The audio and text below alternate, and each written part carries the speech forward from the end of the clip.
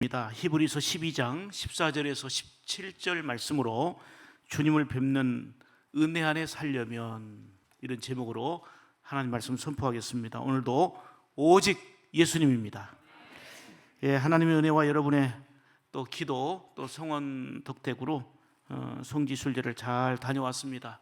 진심으로 감사를 드립니다. 이번 성지순례는 하나님의 부르심을 받은 그 모세의 인도로 출애굽을 하고, 그리고 홍해를 건넜던 그 현장을 직접 바라보면서 많은 이제 감동을 받았습니다. 당시 모세는 그 홍해를 갈라진 기적을 체험하며 그 길을 걸었지만, 저희 일행은 해저 터널을 자동차로 홍해로 통과했습니다. 그리고 수르 광야, 르비딤, 그리고 마라를 지나서 엘림을 보았고요. 또 신광야, 정말 당시 이스라엘 백성들이 걸었던 그 광야를 바라보면서 많은 걸 느꼈는데, 이제 예를 들어서 수르광야 같은 경우는 그냥 평범한 평지예요.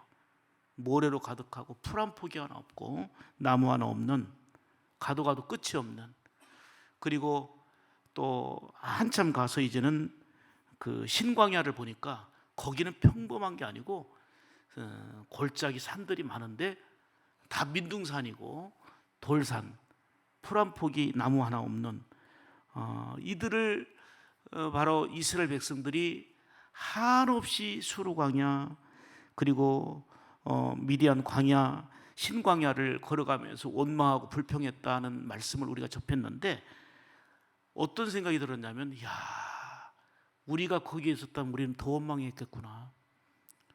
우리는 그냥 하루 이틀도 못 견디고 우리는 불평할 수밖에 없었구나. 그들이 원망하고 불평했던 거는 믿음이 없어서가 아니고 그럴 수밖에 없는 정말 환경이었구나 하는 것을 실감을 했습니다. 만일 우리가 그 자리에 있었다 할지라도 정말 감사로, 기쁨으로 그 길을 걸을 수 있었을까 하는 생각을 해봤습니다. 정말 이스라엘 백성들은 광야에서 볼 것도 기댈 것도 하나도 없고 오직 하나님만 바라봐야 됐고, 그분의 선하신 인도함으로 나가게 된 것입니다. 그렇습니다. 광야는 하나님을 바라보고 의지하는 곳이다 하는 것을 실감했습니다. 또 모세가 올라간 시내산 정상은 2285m입니다. 거기를 이번에는 한번 걸어서 올라갔어요. 한 3시간 걸리더라고요. 그 정상에서 모세가 하나님을 대했던 모습을 떠올리면서 최정상에서 엎드려 기도할 때는 새로운 감동이 밀려왔습니다. 그리고 시내산을 내려오면서 정말 온 산이 쩌렁쩌렁 울리게 호렙산 떨기나무에 나타나신 하나님, 이 찬양을 반복적으로 부르면서 내려왔습니다. 몸은 고단하고 힘들었지만 하나님께 좀 더 가까이 서 있구나 하는 이런 느낌을 받으면서 깊은 은혜의 시간이 됐고, 또 예루살렘에서는 주일 예배를 드리고, 또 갈릴리 바다 그 배 선상에서는 또 예배를 드렸는데, 그때 제가 설교하는데 주님께서 제자들에게 이렇게 말씀하셨던 그 장면이 연상되면서, 또 수많은 설교를 제가 해왔지만 갈릴리 선상 예배의 설교는 더욱더 뜻이 있었던 것 같습니다. 불과 9박 10일 정도에 불과했지만 참 여러 가지 많은 구약과 신약의 은혜를 직접 그 현장을 통해서 보고 느끼고 경험할 수 있는 기회가 됐습니다. 그리고 한 열흘 정도밖에 안 됐는데 우리 샘물 가족들이 많이 보고 싶더라고요. 만나면 좋고 힘이 되는 여러분들이기 때문입니다. 여러분들도 그러셨어요? 정말입니까? 그렇습니다. 만나면 힘이 되는 좋은 사람이 있습니다. 만날 때마다 참 위로가 되고 힘이 되고 용기가 되기 때문에 만나면 좋은 사람들이 있습니다. 그런데 좀 만나는 것을 꺼려하고 피하고 싶은 사람이 있습니다. 늘 부정적이고 늘 어둡고 지적하고 평가하기 때문에 만날수록 마음에 짐이 되고 부담이 되기 때문입니다. 사랑하는 여러분들은 만나면 은혜가 되고 힘이 되는 그런 사람이 되기를 주의 이름으로 축복합니다. 무엇보다도 오늘 본문을 통해서 말씀하고자 하는 대로 늘 주님을 만나고 주님을 뵙는 그런 은혜 가운데 거하기를 축복합니다. 여러분, 내가 주님을 늘 뵙는 자리에 있고 싶어도요, 내가 죄 짓는 자리에 있고 그리고 부끄러운 자리에 있으면 주님 뵙는 것이 부끄럽고 주님 뵙는 것이 두려워서 주님과 거리를 두고 싶어 합니다. 내가 처한 자리가 부정적인 얘기하고, 내가 처한 자리가 죄 짓는 자리에 있고, 내가 처한 자리가 누가 보면 부끄럽다 하는 그런 자리에 있을 때는 주님 만나 뵙는 것 자체가 은혜가 아니고 두려움이고 걱정이기 때문에 주님과 영적인 차단막을 세우게 되는 거지요. 내 일에 바쁘고 분주하고 세상 현실을 따라 분주한 삶이 될 때는 주님을 뵙는 것에 대한 별 관심을 두지 않습니다. 그러나 늘 은혜를 사모하며 믿음으로 바라보는 자에게는 주님을 뵙는 은혜가 주어짐을 믿습니다. 좋은 사람을 보면서 만나면 힘이 되는, 좋은 사람만 만나도 그렇게 좋은데, 우리가 주님을 뵙는 생활이라는 것은 얼마나 큰 위로요, 힘이요, 능력이 되겠습니까? 삭개오는 수많은 사람들을 봤지만, 그는 이거저거 다 나름대로 누려봤지만 주님을 뵙고 인생이 완전히 달라졌습니다. 세상 욕심과 탐욕에 물들어 살던 그가 나누고 베풀며 살 줄 알았고, 무엇보다도 복음을 위해 살아가는 변화 있는 삶이 되었습니다. 다윗은 날마다 주님을 뵙는 것을 갈망하고 사모했습니다. 그래서 늘 주님을 찬양하고, 작은 죄 하나라도 있으면, 작은 잘못이라도 깨닫는 순간 눈물로 회개하고 변화의 길을 가며 주님과 단절되지 않기를 그토록 원했습니다. 결코 하나님과 막히지 않고 늘 주님을 뵙는 그런 은혜를 사모하며 그런 삶을 살았던 것이죠. 오늘 본문에서는 주님을 뵙는 은혜 안에 살려면 우리가 어떻게 살아야 되는지 너무 구체적으로 이 방법을 설명해 주고 있습니다. 그래서 주님을 뵙는 은혜 안에 살려면 이런 제목으로 세 가지로 오늘도 말씀드립니다. 첫째로 따라서 합시다. 모든 사람과 화평함을 이루어야 한다. 아멘. 14절 같이 보겠습니다. 같이 읽습니다. 시작. 모든 사람으로 더불어 화평함과 거룩함을 좇으라. 이것이 없이는 아무도 주를 보지 못하리라. 아멘. 여러분, 이 화평함은 단지 전쟁이나 분쟁이 없는 것만을 말하는 게 아닙니다. 가와 만사성은 가정이 화목하면 만사가 다 형통한다, 이런 의미지요. 가정이 화목하고 가정이 관계가 좋아야 돼요. 그런데 가정이 화목하다고 인생의 문제가 해결됩니까? 가정이 화목하다고 영적인 문제가 다 해결됩니까? 그러니까 여기서 화평함은 단순하게 그냥 좋은 관계, 이거를 넘어서서 먼저 하나님과의 관계 회복을 말합니다. 하나님과 관계 안에서 화목함과 하나님과 관계 안에서 막힘없이 통하는 삶을 먼저 이루어야 되고, 더 나아가서 그리스도의 피로 이제 하나님과 화목함을 이룬 삶이 나아가서 성도들과 가족들과 이웃들과의 관계 안에서도 화평함을 이루는 열매로 나타나야 되는 것입니다. 이것이 바로 주를 뵙는 삶이고, 반대로 얘기한다면 하나님과 화평함이 없고 사람들과 화평함이 없다면 주를 뵙는 삶이 되지 못한다는 것입니다. 인간이 아무리 사이가 좋고 친밀하고 아이고 하루라도 안 보고 살면 못 살겠다 할지라도 하나님 없는 화목, 하나님 없는 평화는 일시적인 것에 불과합니다. 그래서 바울은 뭘 먼저 강조했냐면 너희는 하나님과 화목하라 힘써 증거했던 겁니다. 하나님과의 영적인 친밀감과 화목이 신앙생활의 기본이 되고 바탕이 되어야 합니다. 그리스도의 대속의 은혜로 인한 화평을 삶으로 경험하고 누리는 게 바로 신자의 삶, 성도의 삶 아닙니까? 꽤 오래된 일입니다만은 선진사회라고 하는 그 화란 자유대학에서 이런 논문이 통과됐어요. 박사학위 논문이 통과됐는데 어떤 논문이냐? 그리스도의 대속적 죽음과 하나님과 우리를 화목하게 하시는 화해를 부정하는 논문이에요. 예수님이 구속의 피를 흘리셨다는 것, 예수님만이 우리의 구원자가 되신다는 것을 부정하는 논문이 박사학위 논문 통과가 됐어요. 예수님의 십자가의 희생과 죽음을 그저 아주 감동적이고 모범적인 수준으로만 그쳤습니다. 이는 십자가의 근본적인 사랑과 은혜를 부인하는 거고, 문제는 하나님과 화평함을 이루지 못한 불행입니다. 사랑하는 여러분, 우리는 먼저 하나님과 화평함을 누려야 될 줄 믿습니다. 나아가 사람들과의 화평한 관계를 이루어야 이것이 바로 늘 주님을 뵙는 삶이 된다는 것입니다. 그래서 오늘 본문에 보면 모든 사람으로 더불어 화평함을 좇으라 이렇게 말씀하고 있는 것입니다. 우리는 가능한 한 모든 사람으로 더불어 화평함을 이루도록 힘써야 되겠고요, 이런 일로 저런 일로 막히지 않도록 노력해야 됩니다. 그래서 로마서 12장 18절에도 이렇게 말씀합니다. 같이 읽죠. 할 수 있거든 너희로서는 모든 사람으로 더불어 평화하라. 아멘. 우리의 가정생활도 교회생활도 사회생활도 서로 막히는 존재가 되지 말고 화평함을 이루어야 됩니다. 이것이 바로 늘 주님을 뵙는 삶인 줄 믿습니다. 그럼 모든 사람과 더불어 화평함을 이루기 위해서 좀 더 구체적으로 우리가 실행할 수 있는 내용이 뭡니까? 가능한 한 충돌되는 일을 피해야 됩니다.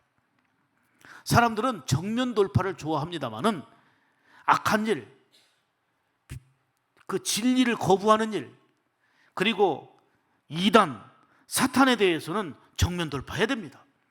대적해야 됩니다. 그러나 사람과의 관계 안에서는 할 수만 있으면 갈등과 충돌을 피해야 합니다. 관계의 충돌을 피하려면 먼저 상대방의 말을 긍정한 후에 그 다음에 내 생각을 말하는 이런 습관을 가져야 합니다. 그런데 일단은 누가 말하면 내 생각에 반한다고 부정하고 지적하고 반박하다 보니까 의사소통이 단절되고 맙니다. 가능한 한 충돌되는 일, 그리고 갈등되는 일을 피하고 하나님과 화평한 사람으로서 사람들과 화평함을 이루라. 이것이 바로 주님을 뵙는 은혜의 삶으로 연결된다는 것입니다. 그 다음에 또 한 가지 얘기한다면 먼저 양보할 줄 알아야 합니다. 사람이 모여있는 곳에는 언제나 갈등의 요소, 대립의 요소가 있고 이해관계 충돌의 요소가 있기 마련입니다. 이럴 때 그것이 신앙의 본질인가? 죄 짓는 문제인가? 이게 이단의 문제인가? 이거를 판단해서 이것만 아니면 양보해야 합니다. 예를 든다면 예수님만이 구원이시다, 예수님만이 영원한 진리시다, 이거는 시대 풍조에 맞지 않는 말이다, 이거는 옛날 고리타분한 얘기다. 그러니 지금 예수님만이 구원이 아니다라고 하는 말을 수용해야 된다, 이런 얘기를 누가 하면 이거는 진리의 문제이기 때문에 절대로 용납할 수 없습니다. 동성애 차별법 등을 인권이라는 이름으로 받아들이자, 성경에 반하는 악법들을 받아들이자, 이것 또한 본질의 문제이기 때문에 절대로 용납할 수 없습니다. 그러나 우리의 기분상의 문제, 우리의 감정상의 문제, 그리고 생각해보면 사는데 지장 없는 그런 문제들은 양보해야 됩니다. 갈등과 충돌을 피하고 양보하여 하나님과 화평한 관계를 이룬 자들이 그 열매로 사람들과 화평함을 이룰 때에 주를 뵙는 삶이 되는 줄 믿습니다. 두 번째로 주님을 뵙는 은혜 안에 살려면 거룩한 삶이 되어야 된다 말씀합니다. 자, 14절 다시 보지요. 같이 봅니다. 모든 사람으로 더불어 화평함과 뭘 좇으라? 거룩함을 좇으라. 이 거룩함이 없이는 아무도 주를 보지 못하리라, 이렇게 말씀합니다. 잘 아시다시피 거룩이라는 것은 뭐 성스럽다, 성별되다 이런 뜻입니다. 거룩하신 하나님은 우리에게 요구하시는 게 있는데 내가 거룩하니 너희도 거룩하라 하신 것입니다. 하나님의 존귀한 자녀들은 내 생각과 내 방법, 특히 옛 생활 따라 살지 말고 구별되게 살기를 힘써야 합니다. 예수 믿고 구원받은 우리는 성화의 삶을 살아야 되는데 그것이 바로 거룩이에요. 레위기 27장 28절에 이렇게 말씀합니다. 바친 것은 다 여호와께 지극히 뭐하다? 거룩하다 그랬어요. 하나님께 바쳐진 존재인 우리는 거룩한 삶이 돼야 되고, 하나님께 바쳐진 것 자체가 거룩이 되는 것입니다. 그러므로 우리는 하나님께 드려진 자, 하나님께 바쳐진 자로서 거룩한 삶, 즉 성화의 삶을 이루어야 되는 것입니다. 또한 우리가 하나님께 드려진 헌신, 헌금, 헌물들을 우리는 그래서 성물이라고 얘기하는 것입니다.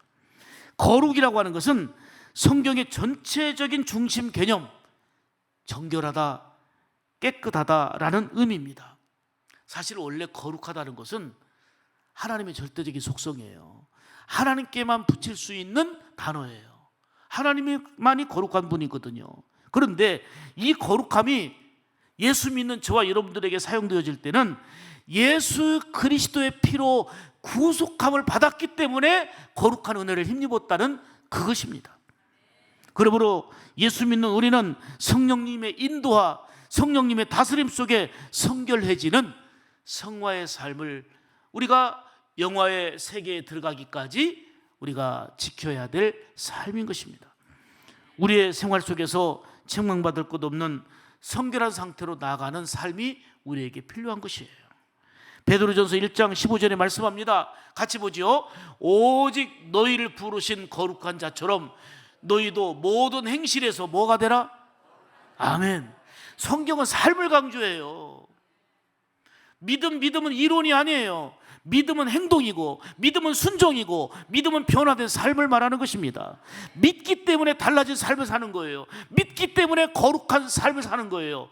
왜 거룩한 삶을 못 삽니까? 믿음이 없으니까, 믿음이 약하니까, 진정으로 예수 그리스도를 주로 믿지 못하고 하나님을 거룩한 하나님으로 믿지 못하기 때문에 거룩한 삶의 변화를 기대할 수가 없는 것입니다. 거룩함은 성도들의 생활 중심의 특징입니다. 오늘날 한국교회가 많이 침체되고 어려움 속에 있습니다. 코로나 때문인 여러 가지 어떤 상황 때문이기도 합니다. 그렇지만 지탄을 받고 그리스도인들이 선한 영향력을 잃어버린 가장 큰 원인은 거룩함의 상실 때문입니다. 교회는 지극히 사랑도 강조해야 되고 받은 은사를 나누며 섬기는 일이 필요하지만 먼저 교회는 거룩함이 있어야 되고 온 성도들에게는, 목회자들에게는 거룩함이 있어야 합니다. 이 거룩을 잃어버리면 다 잃어버리는 것입니다. 교회는 옛날보다 크고 웅장해졌지만 거룩함이 많이 약화되었습니다. 목회자와 성도들의 삶은 지난 과거에 비해서 많이 풍성해지고 나아졌지만 거룩함이 많이 약해졌습니다. 하나님의 말씀을 따르기보다는 습관이나 그리고 내려왔던 전통이나 그리고 사람들의 소리에 귀를 기울이고 따르려고 합니다. 그래서 편의주의에 빠지게 되고 그래서 세속화되고 마는 것입니다. 내가 거룩하니 너희도 거룩하라 하신 하나님의 말씀이 우리의 신비에 새겨질 수 있기를 원합니다. 오늘 본문에서도 화평함과 거룩함을 따르라, 이 거룩함이 없이는 아무도 주를 보지 못하리라 하신 말씀을 기억해야 됩니다. 다시 말하면 거룩함이 있을 때에 늘 주님을 뵙는 그런 기쁨과 은혜의 삶이 된다는 것입니다. 여러분, 교회 열심히 다니는 거 필요하지만 주님은 그게 관심 없습니다. 거룩한 삶을 원하시는 것입니다. 거룩한 자의 모습을 원하시는 것입니다. 거룩은 저절로 되지 않습니다. 죄 짓는 일은 계획하지 않아도 저절로 왜 이렇게 악한 생각이 들고 죄 짓는 일을 하는지 모릅니다.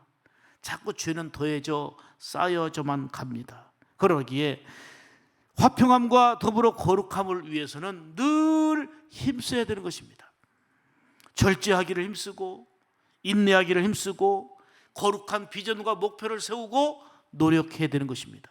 이러한 실천이 주님을 뵙는 은혜로 연결되어지기 때문입니다. 본받고 싶은 훌륭한 사람들의 특징은 성결한 삶을 위해서 힘썼다는 거예요. 예수님을 만나고 진정한 변화 있는 삶을 살았다는 얘기입니다. 하나님께 가까이 나가기 위해 하나님 앞에서 깨끗한 삶을 위해서 힘썼던 것입니다. 예를 들어서 어떤 죄를 지으면 통회하고 자복하고 회개함으로 하나님 앞에 막힌 것들을 털어버리고 성결한 삶을 위해서 노력했습니다. 성결한 생활, 거룩한 생활은 우리 예수 믿는 모든 성도들에게는 한결같이 요구되어지는 것입니다. 여기에는 남녀노소, 인종 간의 차별이 없습니다. 빈부의 차이도 없습니다. 학력의 차이도 없습니다. 이 성경은 한결같이 모두에게 성결한 삶을 강조하고 있습니다. 그것이 바로 오늘 본문 14절의 강조인데요. 이것, 화평함과 거룩함이 없이는 아무도 주를 보지 못하리라. 그러므로 우리가 힘써야 될 것은 화평함과 거룩함을 힘써야 되는 것입니다. 거룩하고 성결한 삶은 주님을 뵙는 그 은혜 안에 들어가는 감격이 되는 것입니다. 거룩함이 없는 곳, 성결함을 잃어버린 곳, 타락과 그 범죄의 중심에는 늘 사탄이 있습니다. 그러니까 생각이 사단의 지배를 받게 되고, 내가 그리스도인을 하면서도, 직분자를 하면서도 내 생각과 마음을 사단에게 지배당하고 빼앗기고 마는 것입니다. 여러분, 성결함과 거룩함이 잃어버린 그 중심에는 성령님이 거하실 수가 없습니다. 주님은 거룩한 분이요, 성령님은 거룩한 분이시기 때문입니다. 그러므로 화평함과 더불어 거룩함을 힘쓰는 가운데 늘 주님을 뵙는 그 은혜와 기쁨 속에, 그 능력 속에 살아가기를 주님의 이름으로 축복합니다. 세 번째로, 주님을 뵙는 은혜 안에 살려면 따라서 합시다. 서로를 돌아보아야 한다. 아멘. 자, 15절 보세요. 살아계신 하나님 말씀이에요. 서로를 모아라. 돌아보아. 너희는 돌아보아. 어떻게 돌아보라고 말씀하는가요? 하나님의 은혜에 이르지 못한 자가 있는가 두려워하고, 쓴뿌리가 나서 괴롭게 하고 많은 사람이 이로 말미암아 더러움을 입을까 두려워하고. 제가 자세하게 설명드릴게요. 화평함과 거룩함을 따르는 삶을 위해서는 성도 간에 서로 돌아봐야 돼요. 가족 간에 서로 돌아봐야 돼요. 가끔 제가 이런 상담을 해요. 목사님, 가족이나 아는 지인, 구역셀 가족들을 어떻게든 손잡아 일으켜주고 눈물로 기도하고 사랑으로 힘써 돌보지만 전혀 변화의 반응이 없고 자꾸 세상으로 처져가는 모습 보며 속상해하고 눈물 흘리면서 안타까워해요. 저도 함께 기도로 응원하며 격려하곤 합니다. 낙심하지 말고 주님 보시기에 아름다운 일이니 계속 돌아보며 기도하십시오. 반드시 하나님이 은혜의 자리로 인도하실 때가 임할 겁니다 하고 격려하는 거죠. 그러다가 돌아본 그들이 일어나고 다시 세워지는 것을 보고 그렇게 기뻐하고 좋아하는 걸 봅니다. 여러분, 이것이 바로 주님을 뵙는 기쁨이에요. 이것이 바로 주님을 뵙는 은혜 안에 살아가는 모습인 것입니다. 화평함과 거룩한 삶을 위해서는 개인적인 노력은 물론이지만 서로의 격려와 돌아봄이 필요해요. 여러분, 이 경건 생활은 혼자 하기가 어려워요. 혼자 하다 보면 외골수로 빠지게 되고 신비주의에 빠지기가 쉬워요. 올바른 양육과 훈련을 바탕으로 해, 그리고 서로의 성도의 아름다운 교제를 바탕으로 한 관계 속에서 서로 돌아봄 속에서 성장하고 이끌어주고 발전하는 거예요. 오늘 본문 17절까지 쭉 보면 서로 돌아볼 내용을 이렇게 얘기하고 있어요. 하나는 하나님의 은혜에 이르지 못한 자가 있는가 두려워하라. 내가 참 친한 사람인데, 내가 아끼는 사람인데 하나님의 은혜에서 멀어지는 것을 걱정하고 두려워하라는 거예요. 다시 말하면 다시금 하나님의 은혜의 자리로 돌아올 수 있도록 돌아보라는 것입니다. 이것이 바로 주님을 뵙는 자의 삶이라는 거예요. 내 옆에 가까이 있는 사람이 구원의 확신도 없고 십자가의 사랑과 감격이 없어서 믿음에서 멀어질 때에, 그리고 세상 현실만 바라보고 살아갈 때에 참으로 안타깝고 그들을 위해 눈물로 기도하며 그들을 돌아보아 은혜의 자리에 이르도록 하라. 이것이 바로 주님을 뵙는 자의 삶, 서로 돌아보는 삶이라는 거예요. 아직 믿음과 감사가 약하고 세상을 가까이 하는 가족이나 가까운 사람들을 은혜에 이르도록 돌아보라는 것입니다. 이것이 바로 주를 뵙는 은혜의 삶인 줄 믿습니다. 또 하나는 뭘 돌아보라고 말씀하고 있냐면, 쓴뿌리가 나서 괴롭게 하고 또 많은 사람이 이로 말미암아 더러움을 입을까 돌아보라, 이렇게 말씀했거든요. 여러분, 쓴뿌리라는 것은 자신에게도 쓰지만 남에게도 쓰게 만드는 독, 이게 바로 쓴뿌리예요. 나 자신만 불편하고 괴로운 게 아니고 남을 괴롭게 하고 힘들게 만드는 요인이 바로 쓴뿌리예요. 내가 가까이 하는 사람 중에 상처와 아픔을 겪고 있는 분은 없는지 돌아보며 그들을 위로하고 일으켜 세워주는 것, 이게 돌아봄입니다. 은혜의 자리로 이끌어주는 수고가 필요하다는 것입니다. 이것이 주를 뵙는 은혜의 사람의 모습입니다. 그 다음에 또 하나는 뭘 돌아보라 말씀했냐면, 음행하는 자가 있나 돌아보라 하는 겁니다.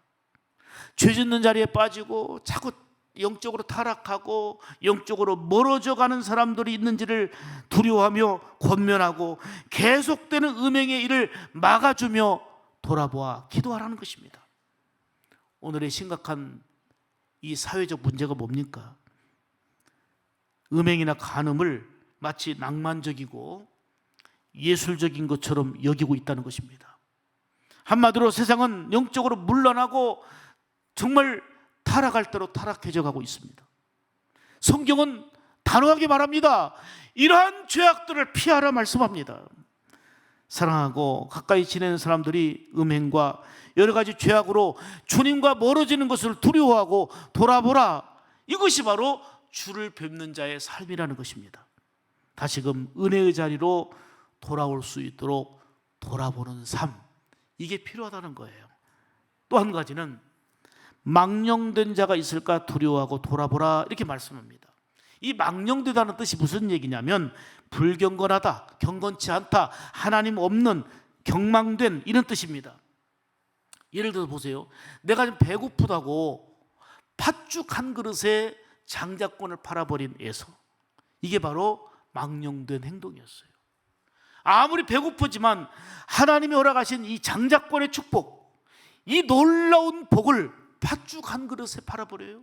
예배라는 법에, 믿음이라는 법에, 사명이라는 법에를 세상에 그 팥죽 한 그릇에 팔아버려요. 이게 바로 하나님 없는 경망된 망령된 일인데, 이렇게 망령된, 하나님 마치 없는 것처럼 말하고 행동하는 사람들을 불쌍히 여기고 그럴까 두려워하며 돌아보는 삶이 되라는 거예요. 다시금 하나님께로 이끌어주고 하나님께로 인도하는 수고와 섬김과 돌아봄이 주를 뵙는 자의 삶이다. 아멘입니까? 이는 내 자신이 먼저 망령도에 행하지 않도록 조심해야 되고요. 작은 물질 때문에 시험 들고, 그리고 무지하여 하나님이 하시는 일을 부정한다든지 경건한 삶에 이르지 못하는 그러한 이웃들을 돌아봐야 합니다. 다시금 은혜의 자리, 복된 자리에 이를 수 있도록 돌아보고 이끌어주는 섬김, 이게 바로 주를 뵙는 자의 아름다운 모습이라는 것입니다. 사랑하는 여러분, 우리 모두는 주신 말씀처럼 모든 사람으로 더불어 화평함과 거룩함을 좇아 주를 뵙는 은혜의 삶이 되기를 축복합니다. 먼저 하나님과의 관계가 화평하고 나아가서 사람들과 아름다운 화평의 삶을 이루고 더 나아가 거룩함으로 하나님과 통하는 삶이 되기를 힘쓰기를 축복합니다. 나아가 연약해서 믿음에서 멀어지고 하나님을 부정하고 마치 하나님이 안 계시는 것처럼 말하고 행동하고 살아가는 사람을 두려워하고 안타까이 여기며 그들을 다시금 복음의 자리로, 은혜의 자리로, 사명의 자리로, 축복의 자리로 돌아올 수 있도록 이끌어주고 돌아보는 섬김, 이게 바로 주님 안에서 사는 삶이고 늘 주를 기쁘게 뵙는 은혜의 삶인 줄 믿습니다.